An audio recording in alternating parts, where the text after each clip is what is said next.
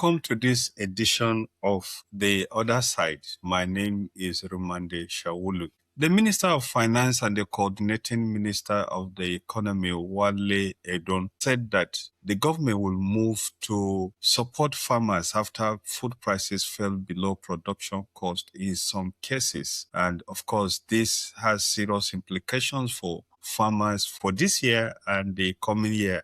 The drop in costs has been attributed in many instances to the huge importation of grains, beans, and rice. And this has given rise to a drastic drop in food prices. Of course, people in government have gone around boasting that the government has done well by ensuring that food was now affordable to people who could not afford food. However, the problem it caused is that it also dropped the prices of locally produced food to well below production cost. In some instances, as I witnessed during the holidays when I went home for Christmas, farmers refused to harvest some of the crops that they have on the farm. I went through some Guinea corn fields and I saw that by this time the owners would have gone to harvest those crops, but they have not gone because of the low prices of food and the fact that even the cost of harvest may be well more than the price that they will get from the sale of the products. For instance, if you take the case of maize, about this time last year, when maize was being harvested, a bag of 100 kg of maize was sold for about 65,000 naira in the market, I think.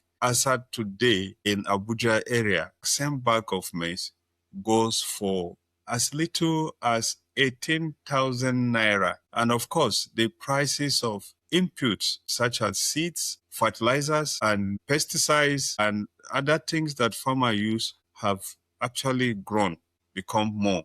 For instance, a bag of fertilizer, which the year before was sold for about 38,000 naira, last year sold for between 50 to 60,000 naira.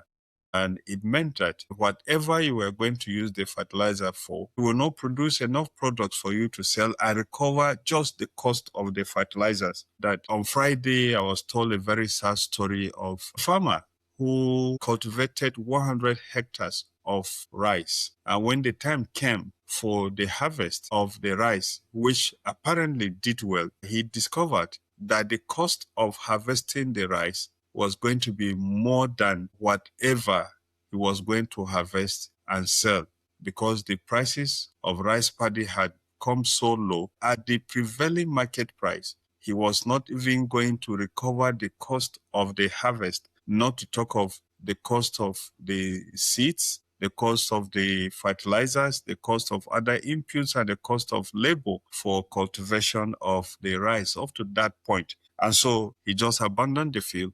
That investment that he put on that 100 hectares went down the drain.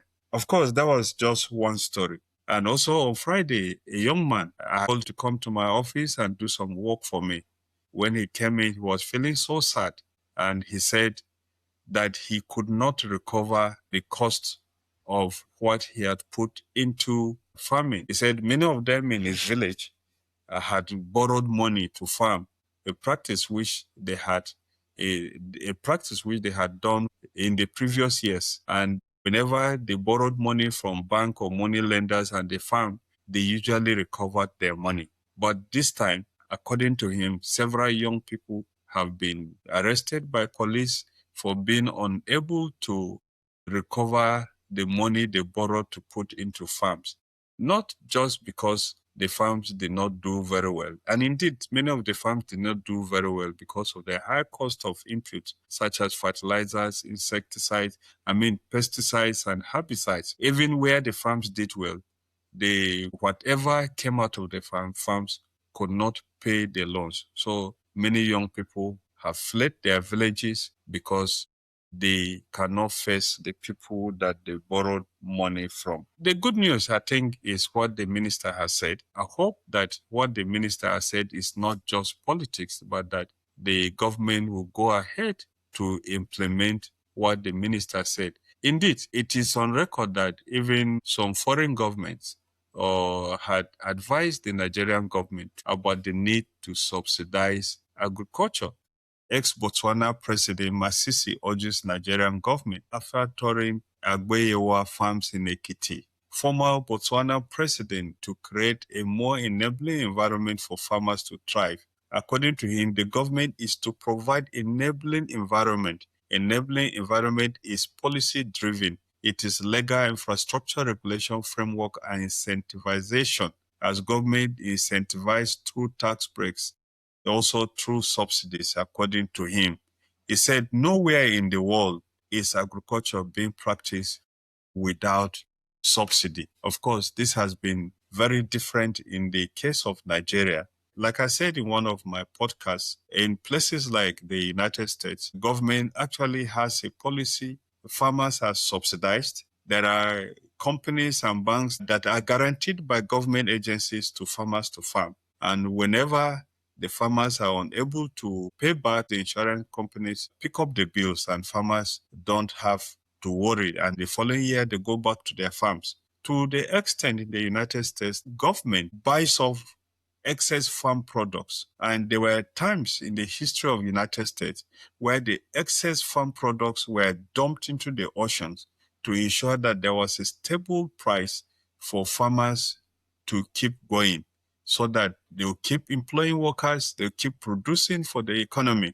And that appears to be the opposite in Nigeria. One of the worries where agriculture still remains peasant farmers driven, because the subsidies and the infrastructure and the policy programs that need to be put in place to enable young people or even people that are educated or have some money to go into farming have not been put in place. And what is there to be done? One of the first things that I think this government needs to do will be for President Bola Ahmed Tinubu to release the 2,000 tractors that he commissioned into the hands of cooperatives around the country or into the hands of people who can afford, not to portfolio farmers, so that we can have people or farmers prepare their lands for farming. And this needs to be done now, not in 2 months, not in 3 months, because the practice whereby agricultural inputs are given to farmers late into the year when the rains have come, especially that our agriculture is rain-fed, does serious disservice to the agricultural sector. Farmers need the fertilizers now. It is also not correct for fertilizers at this point to be so highly priced. If at all there's any policy that will help Nigeria and take young people back into employment, it will be for government to subsidize farm inputs, not the type of subsidy now that government gives these farm inputs to middlemen who sell them at high prices to farmers. These things cannot be distributed in a way that the people who are actually farming will have access to them. Presently, the practice where farmers are left to their fate is wrong. If governments, as has happened in Nigeria, subsidize banks, if government, as happened before, subsidize the aviation sector, which are 100% private, there is no reason why government this year and now will not make available to farmers the fertilizers that they need, the farm inputs that they need, the high quality seedlings and seeds that they need, and also provide at places, at areas where farmers can have access to tractors and farm implements that they can hire or rent to do their work. This is important, and it's important that if we want to get out of this mess that has been caused by this huge importation of products that sent our jobs out of Nigeria to places like Uganda and other countries where the rice and the beans and the maize were imported from, government will need to, as at this month of January, open up its vault, provide fertilizers, provide farm inputs, and also provide the means, the resources, and the loans that farmers will need to go back to farms. My name is Rimamnde Shawulu.